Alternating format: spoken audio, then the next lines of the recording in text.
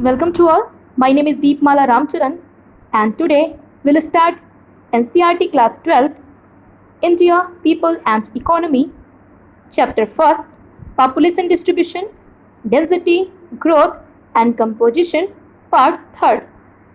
In this lecture video, we will discuss about the population growth of India. Growth of population is the change in the number of people living in a particular area between 2 points of time, अर्थात किन्हीं दो समय बिंदुओं के बीच में किसी particular reason में रहने वाले लोगों की संख्या में जो परिवर्तन आता है उसे हम पॉपुलेशन ग्रोथ कहते हैं।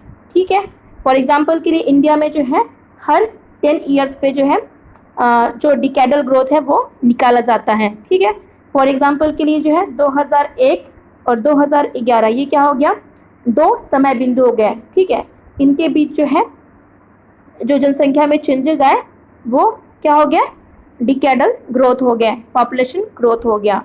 ठीक है, it's rate is expressed in percentage. Generally जो पॉपुलेशन ग्रोथ होता है वो हम परसेंटेज में व्यक्त करते हैं। पॉपुलेशन ग्रोथ को हम जनरली प्रतिशत में व्यक्त करते हैं। पॉपुलेशन ग्रोथ के जनरली 2 कंपोनेंट्स होते हैं, नेचुरल कंपोनेंट एंड इंड्यूस्ड यानी अभिप्रेरित घटक। ठीक है, पॉपुलेशन ग्रोथ यानी जो है जनसंख्या वृद्धि के 2 घटक हैं, नेचुरल यानी प्राकृतिक घटक और इंड्यूस्ड यानी अभिप्रेरित घटक। ठीक है, तो जो नेचुरल ग्रोथ होती है जनसंख्या की उसको हम crude birth rate and crude death rate के थ्रू एनालाइज करते हैं। ठीक है, यानी जो है जो प्राकृतिक वृद्धि दर है उसका विश्लेषण हम अशोधित जन्म दर और अशोधित मृत्यु दर के द्वारा करते हैं। इंड्यूस्ड अभिप्रेरित जो घटक है उसके अंतर्गत माइग्रेशन करने वाले पीपल्स की संख्या को हम ऐड करते हैं। ठीक है, किसी पर्टिकुलर ईयर में जितने लोगों ने प्रवास किया, माइग्रेशन किया, उनका जो नंबर होता है वो जो है आता है आपका इंड्यूस्ड ग्रोथ में। ठीक है, अभिप्रेरित ग्रोथ में। Then according to census 2011, the decadal growth rate of India is 17.7% and the annual growth rate of India is 1.64%.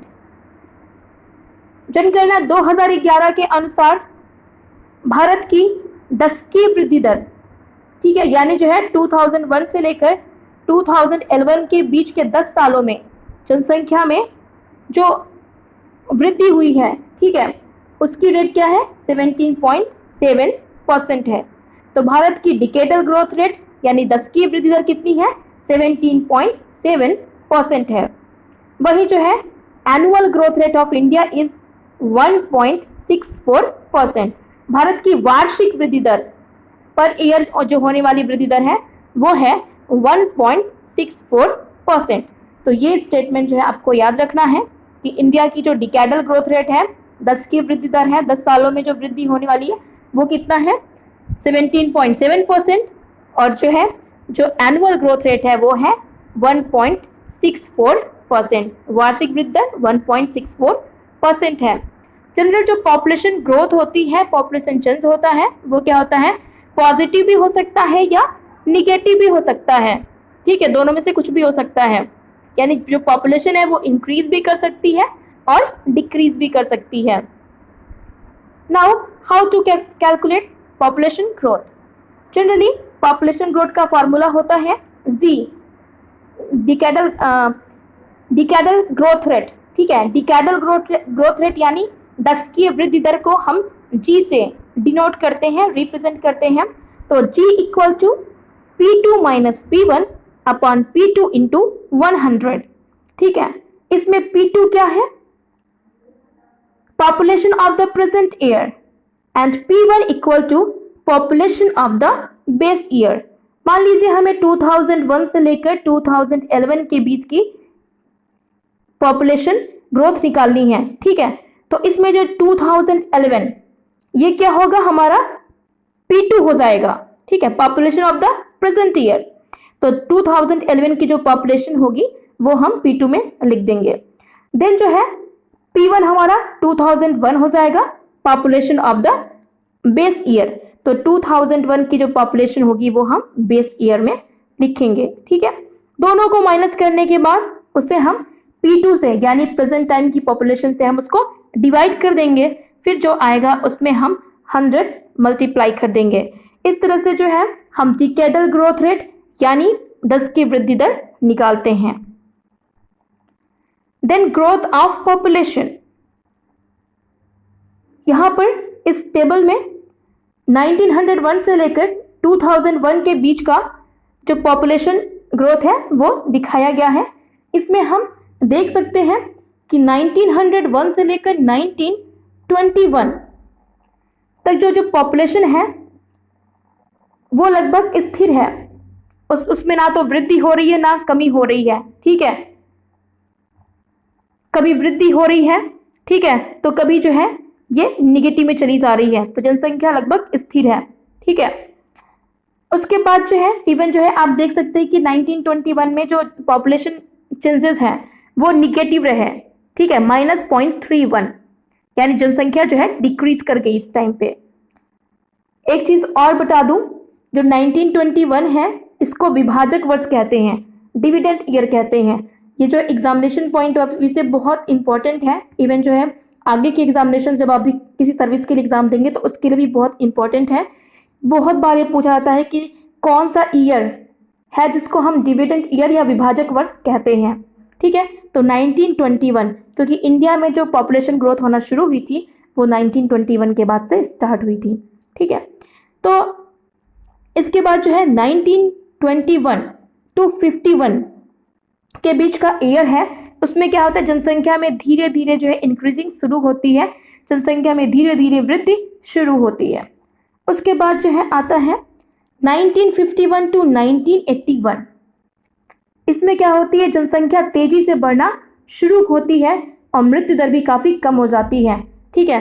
तो ये 1951 to 81 का बीच का जो एज है वो पॉपुलेशन विस्फोट की अवस्था है, ठीक है, यानी पॉपुलेशन एक्सप्लोजन की अवस्था है। देन आता है हमारा 1981 से लेकर प्रेजेंट टाइम। 1981 से प्रेजेंट टाइम तक जो है पॉपुलेशन जो है धीरे धीरे जो है डिक्रीज करना शुरू हो गई है, ठीक है।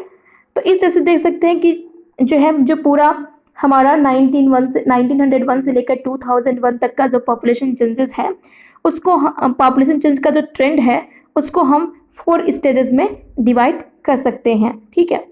फर्स्ट स्टेज है आपका 1901 से लेकर 1921। इस एज को हम स्टेशनरी फेज ऑफ ग्रोथ कहते हैं, ठीक है, यानी स्थिर प्रावस्था का युग कहते हैं। इस टाइम पे जो है यहां तक कि जो है 1911 से लेकर 1921 के बीच में जो पॉपुलेशन चेंज था वो क्या था, निगेटिव था, ठीक है, यानी जनसंख्या डिक्रीज कर गई थी। इस टाइम पे जो है फर्स्ट एज में जो हमारी बर्थ रेट और डेथ रेट थी दोनों ही बहुत ज़्यादा हाई थी, ठीक है। इस टाइम पे अच्छी स्वास्थ्य एवं चिकित्सा सुविधाओं का अभाव था, ठीक है, हेल्थ फैसिलिटीज कम थी, अधिकतर लोग जो है पढ़े लिखे नहीं थे, इलिटरेसी थी इंडिया में, भोजन और अन्य आधारभूत सुविधाओं का अभाव था, लोगों को पर्याप्त मात्रा में न्यूट्रिशन नहीं मिल पाता था। इसका जो है बर्थ रेट और डेथ रेट दोनों ही हाई थी, जितने लोगों का बर्थ हो रहा है उतनी लोगों की डेथ हो जाए तो जनसंख्या क्या होगी, अंततः कम ही बनी रहेगी। तो जो हमारा फर्स्ट फेज है 1901 से लेकर 1921 के बीच ये स्टेशनरी फेज ऑफ ग्रोथ था, ठीक है, स्थिर विकास की प्रावस्था। देन जो है हमारा सेकेंड फेज आता है 1921 से लेकर 1951, ठीक है। ये जो है स्टेडी पॉपुलेशन ग्रोथ, यानी जो है ये जो अवधि थी इसको हम स्थिर वृद्धि की प्रावस्था कहते हैं, स्टेडी पॉपुलेशन ग्रोथ स्टेज, स्थिर वृद्धि की प्रावस्था। ठीक है, इस टाइम पर क्या हुआ कि देश भर में स्वास्थ्य और स्वच्छता के मामले में व्यापक सुधार किए गए। इससे क्या हुआ, जो हमारी डेथ रेट थी वो डिक्रीज हो गई। साथ ही साथ इस एज में क्या हुआ कि बेहतर ट्रांसपोर्टेशन और कम्युनिकेशन के साधन जो है विकसित हुए। लोग धीरे धीरे जो है लिटरेट हुए, साक्षर हुए, उनमें अवेयरनेस आई एजुकेशन को, अच्छी लाइफ स्टाइल को लेकर। तो इस तरह से जो है जो डेथ रेट थी वो डिक्रीज हुई और जो बर्थ रेट थी वो धीरे धीरे इंक्रीज होना शुरू हुई। ठीक है, 1920 के दशक की महान आर्थिक मंदी और द्वितीय विश्व युद्ध की पृष्ठभूमि में यह वृद्धि दर प्रभावशाली थी। देन जो हमारा थर्ड स्टेज आता है पॉपुलेशन ग्रोथ का, वो है थर्ड स्टेज। ठीक है, थर्ड स्टेज 1951 से लेकर 1981। ठीक है, ये जनरली भारत में स्वतंत्रता के बाद की जो है अवस्था है। यहाँ पर मैं एक चीज़ और बताना चाहूँ, इस जो अवस्था है इसको हम कहते हैं पॉपुलेशन एक्सप्लोजन की अवस्था, यानी जनसंख्या विस्फोट की अवस्था। इसमें क्या था, इसमें जो है चूँकि स्वतंत्रता के बाद धीरे धीरे हमारी इकोनॉमी सुधरने लगी, लोगों की जो जीवन की जो हमारी लिविंग कंडीशन थी वो जो है बेटर हुई, पहले से हमारी जीवन की दशा पहले से बेटर हो गई। अच्छी मेडिकल फैसिलिटीज़ भी हमें मिलने लगी। साथ ही सरकार ने लोगों को अच्छा पोषण प्रदान करने के लिए अनेक योजनाएं भी चलाई और हमारे इंडिया में पहली बार जो है पॉपुलेशन प्लानिंग की गई। ठीक है, जनसंख्या नियोजन पर काम किया गया। तो इसके फलस्वरूप जो है जो डेथ रेट थी वो काफ़ी डिक्रीज कर गई और जो पॉपुलेशन थी उसने तेजी से इंक्रीज करना शुरू कर दिया। ठीक है, इसीलिए थर्ड फेज था वो पॉपुलेशन एक्सप्लोजन की अवस्था थी। तो यहाँ पर एक चीज़ और जो इम्पॉर्टेंट हो गया ये कि कई बार जो है पूछता है, हम 1951 में पहली बार जो है पॉपुलेशन प्लानिंग यानी जनसंख्या के लिए एक पॉलिसी तैयार की गई। ठीक है, कई बार जो है ये क्वेश्चन पूछता है कि कौन सा ऐसा देश है जिसने सबसे पहले पॉपुलेशन पॉलिसी बनाई। ठीक है, जनसंख्या योजना बनाई। तो इंडिया पहला ऐसा देश है जिसने 1951 में जो है पॉपुलेशन पॉलिसी बनाई। ठीक है, तो ये था फेज थर्ड।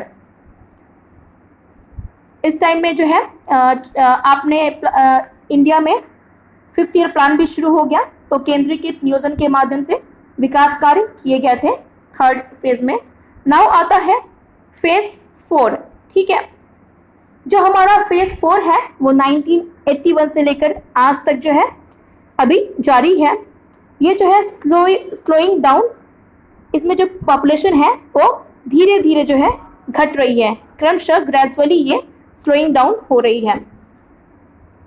इसके जो है धीरे धीरे घटने का कारण क्या है, इस टाइम पे लोग जो है अपनी अच्छी लिविंग कंडीशन के लिए, जीवन दशाओं को और अपनी जो है बेहतर कंडीशन को लेकर काफ़ी जागरूक हो चुके हैं। हर व्यक्ति जो है अच्छी लाइफ स्टाइल चाहता है। ठीक है, साथ ही जो है लोग अपने बच्चों की एजुकेशन को लेकर भी काफ़ी अवेयर हो गए हैं। उनको पता है कि हम एक बच्चे को अच्छी लिविंग कंडीशन तभी दे सकते हैं जब जो है घर में पॉपुलेशन भी कम हो। इसके अलावा जो है प्रेजेंट टाइम में जो हमारी मेडिकल फैसिलिटीज़ हैं, जो सैनिटेशन है, उसमें काफ़ी ज़्यादा जो है सुधार आया है।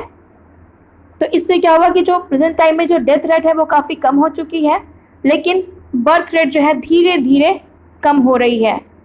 ठीक है, इसके अलावा प्रेजेंट टाइम में एक और जो कारण है कि इस टाइम में जो विवाह की आयु है, ठीक है, वो इंक्रीज़ कर गई है। पहले जहाँ 16 ईयर्स या 18 ईयर्स पे जो है शादियाँ होती थी, तो अभी जो है जो हमारी जो मैरिज एज हो गई वो लगभग 28-30 हो गई है। ठीक है, जनरली आजकल जो है लोग एजुकेशन को ज़्यादा प्रीफर करते हैं, स्पेशली जो लड़कियां हैं वो भी, उनकी भी एजुकेशन को प्रायोरिटी दी जा रही है। तो इससे भी जो है जीवन की गुणवत्ता प्रभावित हुई है और जो है जो बर्थ रेट है वो डिक्रीज कर रही है। सॉरी जो बर्थ रेट है वो धीरे धीरे डिक्रीज कर रही है और साथ ही जो डेथ रेट है वो काफ़ी डिक्रीज कर गई है। तो जो हमारी जो लास्ट स्टेज है, फोर्थ स्टेज है, वो जो है क्रमशः जो है जनसंख्या घटने की अवस्था है। जनरली विश्व विकास की एक रिपोर्ट है, ठीक है, वर्ल्ड डेवलपमेंट रिपोर्ट आई है, उसके अकॉर्डिंग जो है 2025 तक अगर जनसंख्या ऐसी ही बढ़ती रही तो भारत की जनसंख्या लगभग 135 करोड़ हो जाएगी। ठीक है, अगर जो है विश्व विकास की रिपोर्ट के अनुसार अगर जनसंख्या ऐसे ही इंक्रीज करती रही, बढ़ती रही तो 2025 तक लगभग 135 करोड़ हो जाएगी हमारी पॉपुलेशन। तो ये जो है, ये जो मैंने अभी 4 स्टेजेस बताए, ये अगर आपके एग्जाम में पूछता है कि भारत में पॉपुलेशन ग्रोथ का जो ट्रेंड था, ठीक है, जनसंख्या वृद्धि की प्रवृत्ति का वर्णन कीजिए, तो आपको ये चारों स्टेज लिखने पड़ेंगे। ठीक है, उसमें क्या क्या जो मेजर चीज़ें थी वो भी लिखनी पड़ेंगी। नाउ है ग्रोथ ऑफ पॉपुलेशन। ठीक है, जनरली ये जो मैप है ये कोरोप्लस मैप है एक तरह का।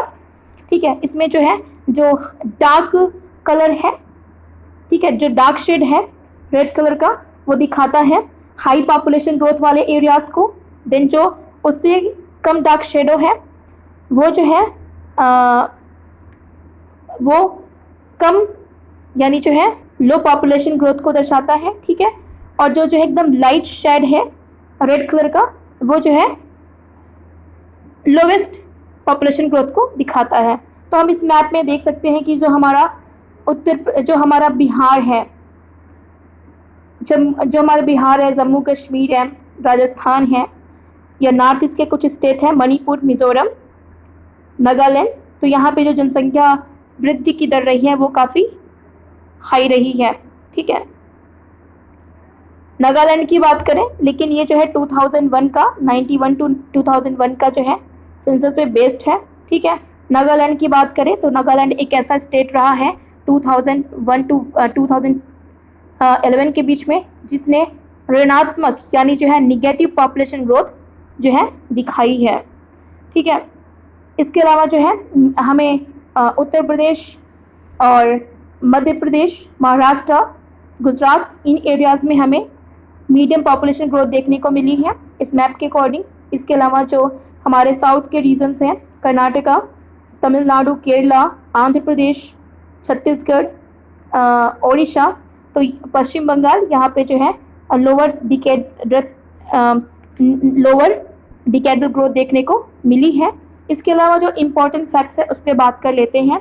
जनरली आपके एग्जाम में पूछ सकता है कि हाईएस्ट डिकेडल ग्रोथ, ठीक है, हाईएस्ट डिकेडल ग्रोथ वाला स्टेट कौन सा है, तो मेघालय। ठीक है, मेघालय की दशकीय वृद्धि दर 2001 से लेकर 2011 के बीच में बहुत ज़्यादा रही है, लगभग 27.9%। ठीक है, तो हाईएस्ट डिकेडल ग्रोथ वाला स्टेट कौन सा है, मेघालय है, जिसकी दशकीय वृद्धि दर लगभग 27.9% रही है।